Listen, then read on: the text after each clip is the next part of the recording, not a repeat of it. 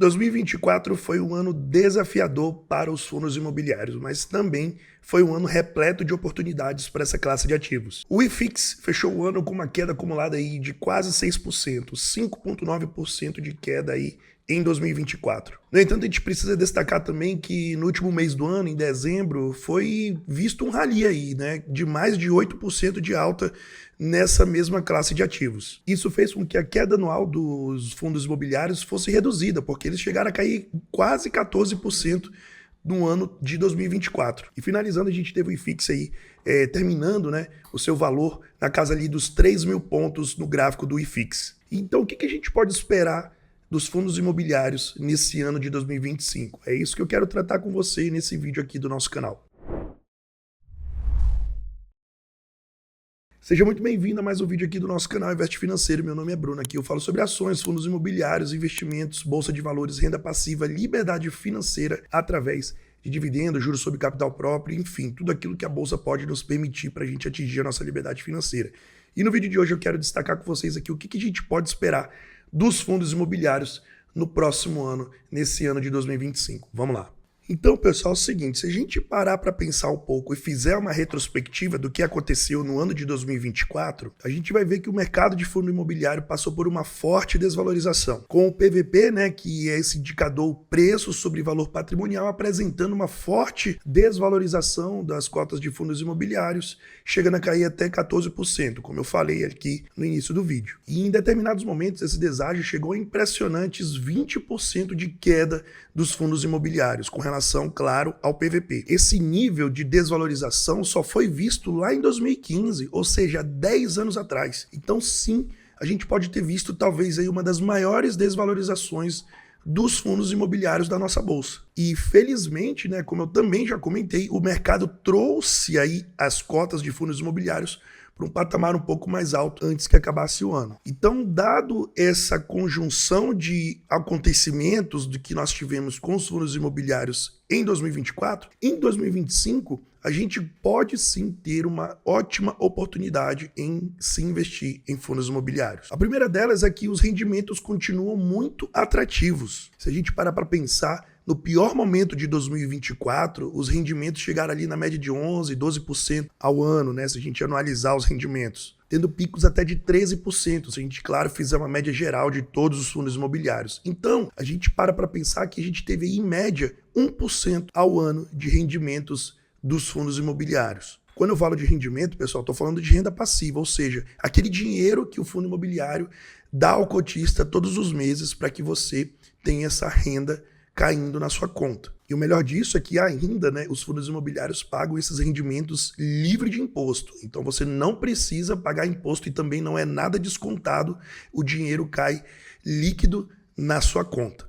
E apesar da gente ter essa sensação, analisando esses dados, de que talvez o melhor momento já passou, negativo, nananina não. Talvez ainda possamos ver grandes valorizações e tenhamos bons momentos para investir nesse ano de 2025. Só é a gente retroceder e ver lá em 2015 o que aconteceu e logo em seguida tivemos grandes oportunidades de investir em bons fundos imobiliários e pegar aí uma altíssima valorização dessa classe de ativos na nossa bolsa. E, pessoal, vamos parar para pensar um pouco. A gente teve aí uma evolução muito grande dos fundos imobiliários. Hoje, esse setor é um setor bem robusto, tá? Hoje, os fundos imobiliários têm mais liquidez, muito mais liquidez, ou seja, você consegue comprar e vender com uma certa facilidade, porque sempre vai ter gente comprando e vendendo. E temos também os mecanismos de autorregulação muito mais sólidos, ou seja, a CVM, os órgãos reguladores, eles estão batendo em cima dos fundos imobiliários. Então, praticamente, pessoal, hoje nós temos uma estrutura muito boa dos fundos imobiliários para investir. Os FIIs, os fundos imobiliários, eles se consolidaram como uma estrutura de investimento consistente e resiliente. Embora, claro, esses fundos imobiliários, seja de papel ou seja de tijolo, eles sejam ainda sensíveis a marcações dos juros. Então, a gente vai ter uma oscilação maior da cota quando a gente tem uma oscilação maior dos juros, ou seja, da nossa taxa Selic. A gente pode estar vendo isso hoje, né, acontecendo com a taxa Selic um pouco mais alta. A gente percebe aí uma variação maior na cota dos fundos imobiliários.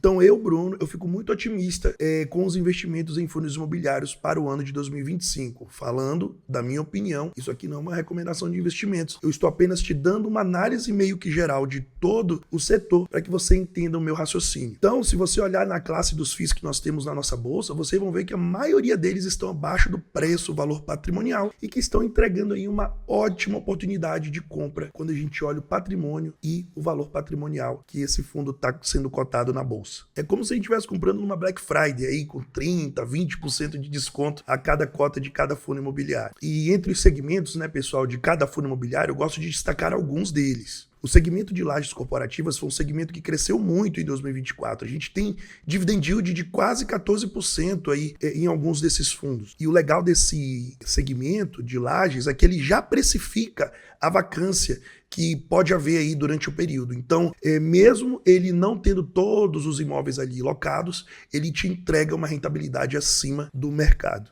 E isso, claro, torna o ativo mais atraente para nós investidores de longo prazo. Então, o prêmio de risco, né, quando a gente compara aqui os fundos imobiliários com uma NTNB, por exemplo, que são os preços, né, do Tesouro Direto atrelado à inflação. Hoje a gente tem a inflação aí mais 7, mais 7,5, mais 8, né, das NTNBs. Vocês percebem que os fundos imobiliários podem estar pagando até mais. Temos inflação média de 4, 5, se a gente colocar isso no papel, vai dar ali uma média de 10, 11, 12%, sendo que a gente tem fundo imobiliário pagando 14%. Então, assim, realmente, o setor de fundo imobiliário para 2025 promete muito. Então, se em 2024 a gente teve um mar de oportunidades, em 2025, sim, podemos continuar navegando nesse mar de oportunidades. Claro que a gente precisa lembrar que com a Selic alta, a gente pode esperar sim por mais volatilidade. Você precisa ter cuidado com relação a isso. Mas não deixe de ser oportunidade. Vários economistas já projetaram aí a Selic na casa dos 15% no final do ano de 2025. Então prepare-se, tá? Eu não estou dizendo aqui que vai ter coisa fácil na bolsa, mas que a gente pode ter um ano de 2025 com muita oportunidade boa para investir em fundo imobiliário. Isso se dá também pela curva de juros longa, como eu acabei de falar aqui. A gente está tendo IPCA mais 7, mais 8. Então isso pressiona muito também a cota dos fundos imobiliários. Então quando a gente entende isso, a gente consegue prever que daqui 1, 2, 3 anos isso pode tornar uma valorização muito forte. Então a gente não pode deixar esse tipo de oportunidade passar na nossa frente. A gente também, né, pessoal, tem um cenário político que torna as coisas mais instáveis ainda. E com certeza tem muitos desafios para serem resolvidos aqui no nosso país. E acontece o quê, né, pessoal? Se a gente parar para pensar, 2026 nós já vamos ter eleição novamente. E isso pode fazer com que algumas ações populistas dos governantes pressionem ainda mais a inflação. Então é por isso que também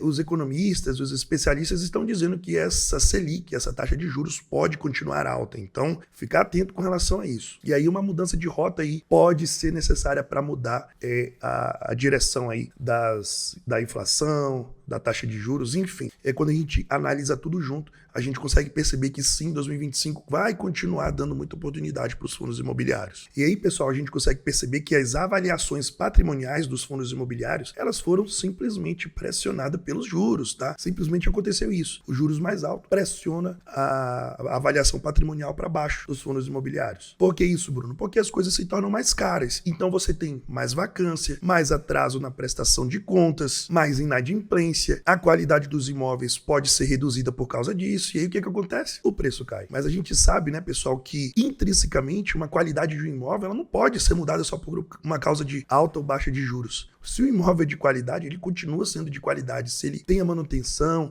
se ele foi construído numa área boa, ele continua sendo de qualidade. É por isso que a gente precisa ficar atento para essas oportunidades que podem acontecer com essas variações de preço. E se a gente parar para pensar, né, pessoal, qual foi então o melhor momento para investir em fundo imobiliário, Bruno? Qual é o melhor momento? Olha, o melhor momento foi ontem, mas o segundo melhor momento pode ser hoje. Eu não estou dizendo para você sair comprando cota de fundo imobiliário à torta e direita por aí sem analisar. Não. Mas que você, se você já tem essas cotas, se você já tem uma carteira de fundo imobiliário, continue investindo segundo o seu racional. Se você não tem, procure montar uma com uma diversificação boa, com fundos bons, fundos de qualidade, fundos que entregam resultado. Por quê? Porque esse setor, pessoal, é muito legal e é muito tranquilo de se investir, tá? Eu invisto em fundos imobiliários desde 2018 e de lá para cá eu não tive problema com nenhum deles, a não ser com 2 fundos que eu investi de papel, né? O HCTR e o TORD11. O TORD11 eu tenho praticamente nada e o HCTR eu tinha uma quantia relevante que tiveram problemas ali em alguns de seus CRIs. né? Mas, fora isso, os outros fundos imobiliários continuaram me pagando bons dividendos, boas rentabilidades e me garante uma renda passiva que eu quero usufruir dela até o último dia da minha vida. Então, assim,